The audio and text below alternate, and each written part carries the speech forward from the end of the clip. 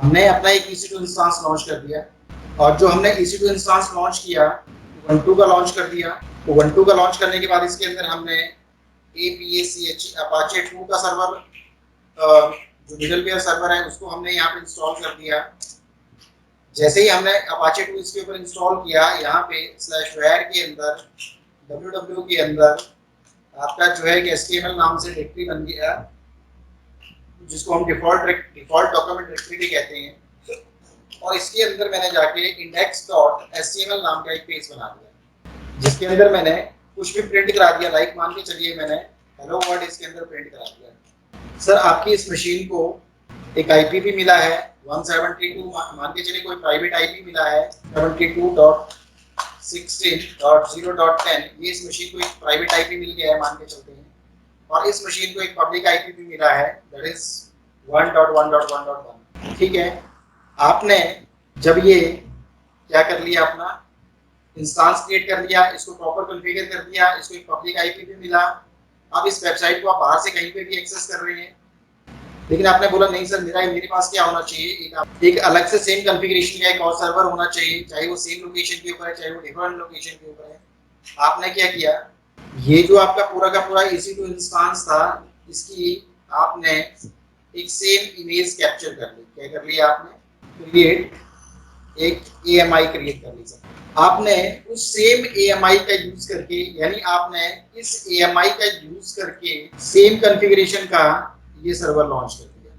Same configuration का ये server launch कर दिया। ये सर्वर आपका 1 था, सर्वर आपका 1 है, और ये आपका जो है वो सर्वर तो आपने इसको नाम दे दिया।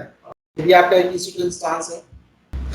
आपने यहाँ पे एक EC2 इंस्टेंस और रन किया, और इस EC2 इंस्टेंस के ऊपर आपने जाके सेम इमेज से आपने एक EC2 इंस्टेंस रन किया, सेम कॉन्फ़िगरेशन का आपने ये सर्वर भी लॉन्च कर दिया। मान के चलिए इसको पब्लिक आईपी क्या मिल गया, 2.2.2.2 इसको पब्लिक आईपी मिल गया।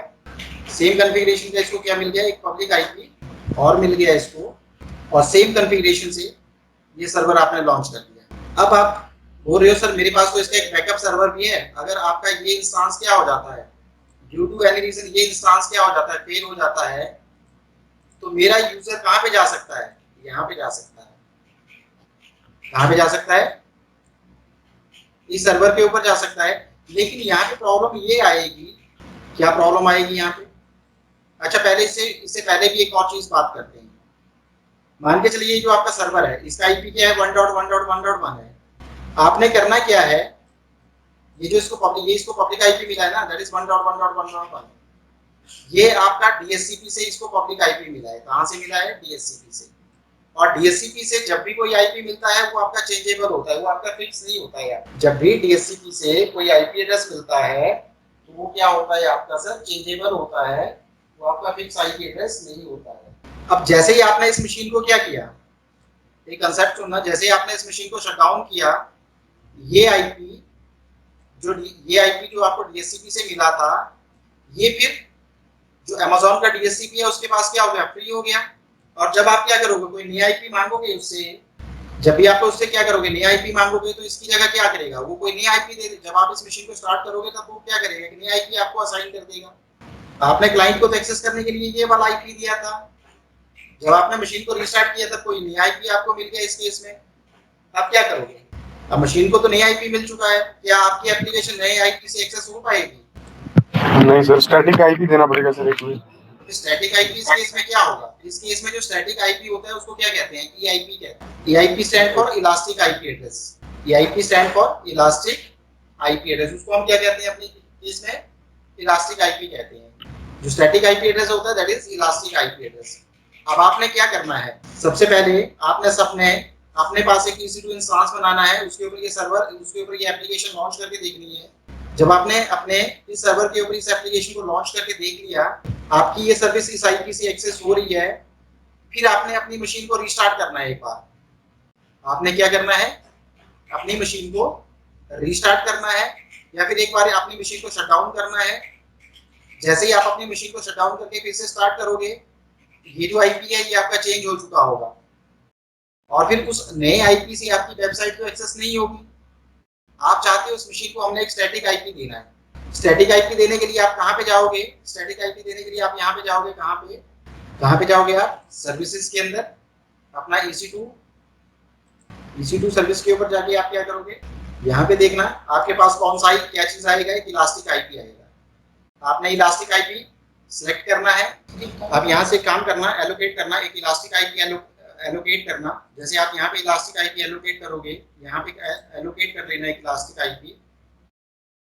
जब आपका ये इलास्टिक आईपी यहाँ पे एलोकेट हो जाएगा तो एक्शन के ऊपर जाना और इसको क्या कर देना, आप एसोसिएट के साथ जाओगे तो कौन से इंस्टांस के साथ, जो आपने अपना यहाँ पे इंस्टांस क्रिएट किया होगा उस इंस्टांस के साथ इसको क्या कर लेना, असाइन कर लेना, एलोकेट कर लेना। अब आप जब सिस्टम को रिस्टार्ट करोगे बार बार, तब भी आप देखोगे कि सर यही आईपी इसको क्या हुआ है, मिला हुआ है। अब आप रिस्टार्ट करने के बाद ये क्या नहीं करोगे, मान के चलिए जो आपका इलास्टिक आईपी इसको क्या हुआ, एलोकेट हुआ, वो हो गया आपका 5.5.5.5 हो गया आपका, मान के चलते क्या आईपी बन गया इसका 5.5.5.5 आईपी बन गया। ये आपका इलास्टिक आईपी आ गया। अब आपने इस इलास्टिक आईपी को इसको एलोकेट कर दिया, तो जैसे ही आपने इसको एलोकेट कर दिया, ये आईपी यहाँ से जो पब्लिक आईपी हुआ, ये तो पब्लिक आईपी है, ये आपका इलास्टिक आईपी है। पब्लिक आईपी यहाँ से रिलीज हो जाएगा, इस मशीन को कौन सा आईपी मिल जाएगा, ये। अब आप अपनी मशीन को रिस्टार्ट भी करोगे, शटडाउन भी करोगे, कुछ भी करोगे, तब भी ये आपका आईपी फिक्स रहेगा जब तक आप इसको क्या नहीं करोगे, यहाँ से रिलीज नहीं करोगे। बट ये चार्जेबल होगा, ये आईपी क्या होगा आपका, चार्जेबल होगा। अब आपने इतना काम कर लिया, अपना आईपी एड्रेस चेक कर लिया। अब ये जो आपका आईपी है, इलास्टिक आईपी है, ये आपका क्या होता है, इलास्टिक मतलब चेंज भी हो सकता है। अब चेंज होने की कंडीशन में क्या होगा, आप चाहते हो यार नहीं ये सर्वर मेरा डाउन हो गया, तो आप इस इलास्टिक आईपी को यहाँ से क्या करो, डीएसोसिएट करो। क्या कर दो, यहाँ से जाके अपने इस इलास्टिक आईपी को यहाँ से क्या कर सकते हो, आप यहाँ पे चले गए, यहाँ से इसको क्या कर दो, रिलीज कर दो। जैसे आप इस आईपी को यहाँ से रिलीज करोगे, या फिर रिलीज मत करना, रिलीज करने का मतलब डिलीट हो गया, इसको यहाँ से आपने एसोसिएट किया था, डीएसोसिएट करना इस सर्वर से और किसी दूसरी मशीन के साथ उसको क्या कर देना, एसोसिएट कर देना। बट हाँ हमेशा याद रखना, ये जो आपकी मशीन्स होंगी वो आपकी क्या होनी चाहिए, एक ही रीजन के अंदर होनी चाहिए।